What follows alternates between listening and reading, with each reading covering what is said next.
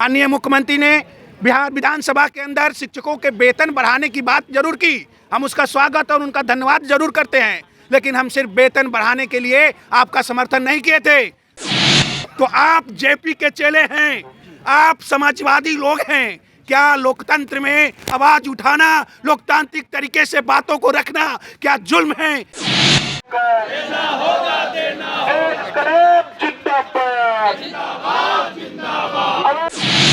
नमस्कार, आप देख रहे हैं बिहार इन शॉर्ट्स। मैं हूं आपके साथ रोहित। इस वक्त मौजूद हैं गर्दनी बाग धरना स्थल पे। आप मेरे पीछे ये जो भीड़ देख रहे हैं, टीईटी एसटीईटी के उत्तीर्ण नियोजित शिक्षक संघ के जो लोग हैं, आज वो अपनी मांग को लेकर गर्दनी बाग धरना स्थल पर बैठे। आइए हम इन लोग से जानने की कोशिश करते हैं क्या कुछ मांग है। बताइए क्या कुछ मांग है सर? आज यहाँ टेट स्टेट उत्तीर्ण नियोजित शिक्षक संघ के बैनर तले बिहार के हजारों हजार शिक्षक पहुँचे हुए हैं बिहार विधानसभा के समक्ष।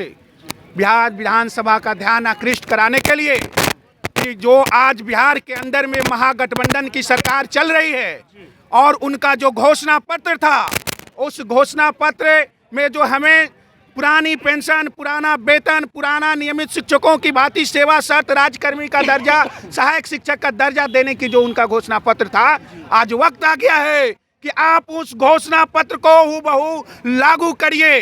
लेकिन 6 महीना बीतने के बाद भी आपने उस घोषणा पत्र को लागू नहीं किया। जरूर सेवा शर्त के नाम पर एक खिचड़ी पक रही है, लेकिन वो कब तक से नई नियोजन नियमावली सेवा शर्त का खिचड़ी पकेगा, इसका कोई ठिकाना नहीं है। माननीय मुख्यमंत्री ने बिहार विधानसभा के अंदर शिक्षकों के वेतन बढ़ाने की बात जरूर की। हम उसका स्वागत और उनका धन्यवाद जरूर करते हैं, लेकिन हम सिर्फ वेतन बढ़ाने के लिए आपका समर्थन नहीं किए थे। हमने आपको इसलिए समर्थन दिया था, महागठबंधन को समर्थन दिया था कि आप हमें घोषणा पत्र को हूबहू लागू करिएगा। तो ये कब तक घोषणा पत्र लागू होगा? और ये आज के डेट में जो आपके सन की जो आला अधिकारी हैं सचिवालय के अंदर में बैठे हुए, जो बार बार शिक्षकों को प्रताड़ित करने के लिए कभी इंडेक्स 3 की बाध्यता लागू कर देते हैं, तो कभी NIOS से प्रशिक्षित शिक्षकों को नए नियुक्ति मानते हुए उनकी सेवा को समाप्त करते हुए उनकी वेतन कटौती की कार्रवाई कर रहे हैं। ये जो प्रताड़ना है, और इस प्रताड़ना के बाद अगर शिक्षक आंदोलन करते हैं शांतिपूर्ण तरीके से मुजफ्फरपुर के अंदर में, तो उनके ऊपर FIR कर दिया जाता है। जहानाबाद के अंदर में अगर आंदोलन चलाते हैं तो उनसे स्पष्टीकरण पूछा जाता है। तो आप जेपी के चेले हैं, आप समाजवादी लोग हैं। क्या लोकतंत्र में आवाज उठाना, लोकतांत्रिक तरीके से बातों को रखना क्या जुल्म है कि आप देश के अंदर में, राज्य के अंदर में तानाशाही थोपना चाहते हैं?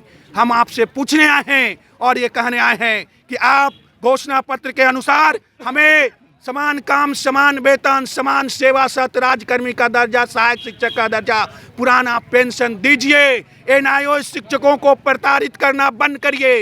31 मार्च 2019 से ही उन्हें प्रशिक्षित मानिए। NIOS में मानता है 2 साल के ग्रेड पे की बाध्यता समाप्त करिए। विरमण तिथि से ग्रेड पे दीजिए। जितने शिक्षक BEd योग्यताधारी हैं उनका संवर्धन कोर्स कराइए, और जो इंडेक्स 3 की बाध्यता है उसको समाप्त करिए। और शिक्षकों को प्रताड़ित करने के लिए, आंदोलनों को दबाने के लिए जो झूठे मुकदमे और स्पष्टीकरण पूछे जा रहे हैं, उन पर रोक लगाइए। मातृत्व अवकाश दीजिए, पितृत्व अवकाश दीजिए, और जो भी नियमित शिक्षकों का सेवा शर्त है उसे हूबहू लागू करके हम शिक्षकों की वेदना को समाप्त करिए। और बिहार के नौनिहालों के भविष्य के निर्माताओं का भविष्य भी आप सुरक्षित करिए। और अगर आप नहीं करते हैं तो हमारा आंदोलन और तेज होगा। आने वाले दिनों में आपको इसका जवाब देना पड़ेगा। किन मांगों को लेकर बैठे आप बताइए? RTE और NCT मानकों को पूर्ण करने वाले TT और STT शिक्षक जब बहाल हुए थे तो उनके लिए जो विज्ञापन हुआ था, जारी हुआ था, उसमें हमें शुरू में ही नियुक्ति की बात की गई थी। नियुक्ति की बात करके शुरू में ही हमें नियोजित बना दिया गया। उसके बाद लगातार हम TT STT शिक्षकों के साथ सरकार और विभाग ने सौतेला व्यवहार करने का काम किया है। हमें हमेशा लगातार ठगने का काम किया है। चाहे वो हम प्रशिक्षित शिक्षकों के लिए ग्रेड पे का मामला जब आया तो कहा कि 2 साल की। क्या लगता है, सत्र चल रहा है, आप लोग धरने पर बैठे हैं, अपनी मांग को लेकर आप लोग की आवाज पहुंचेगी वहां तक? बिल्कुल, आपके माध्यम से लोकतंत्र के चौथे स्तंभ के माध्यम से हम चाहते हैं कि विधानसभा में बैठे हमारे जो विधायक जी हैं, हमारे एमएलसी जी हैं, उन तक हमारी बात पहुंचे। हम लोगों ने उन तक पहुंचने का भी कार्य किया है, उनके पास जाकर के ज्ञापन भी सौंपा है और अपनी बात को विधानसभा में उठाने के लिए हम लोगों ने आग्रह भी किया है। और हम चाहते हैं कि आज विधानसभा में हमारे मुद्दों पे बात हो, हमें समान सेवा शर्त, समान वेतनमान और राजकर्मी का दर्जा दिया जाए। आप बताइए, हाथ में बैनर लिए हुए शिक्षकों को राज्यकर्मी का दर्जा दो या तो राज्य का कुर्सी खाली करो। हाँ, सही बात है।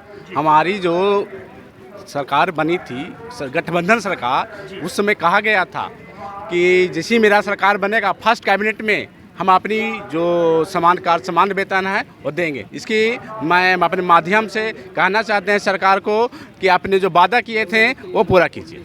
चलिए आप बताइए, आप भी हाथ में बैनर लिए हुए हैं, NIOS से प्रशिक्षित शिक्षकों को 31/3/2019 को घोषित करो। बताइए कि हम लोग को NIOS से प्रशिक्षण भारत सरकार ने कराई, बिहार सरकार उसका मॉनिटरिंग बॉडी था।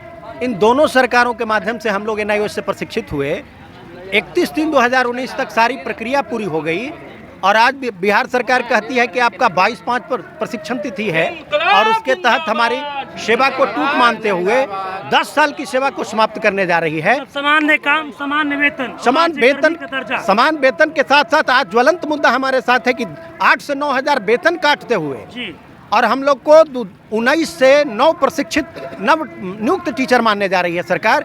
ये बिल्कुल नाइंसाफी है, इसको हम लोग कभी बर्दाश्त नहीं करेंगे। इसके लिए हम मरने के लिए तैयार हैं, लेकिन इस बात को मानने को तैयार नहीं है। धन्यवाद।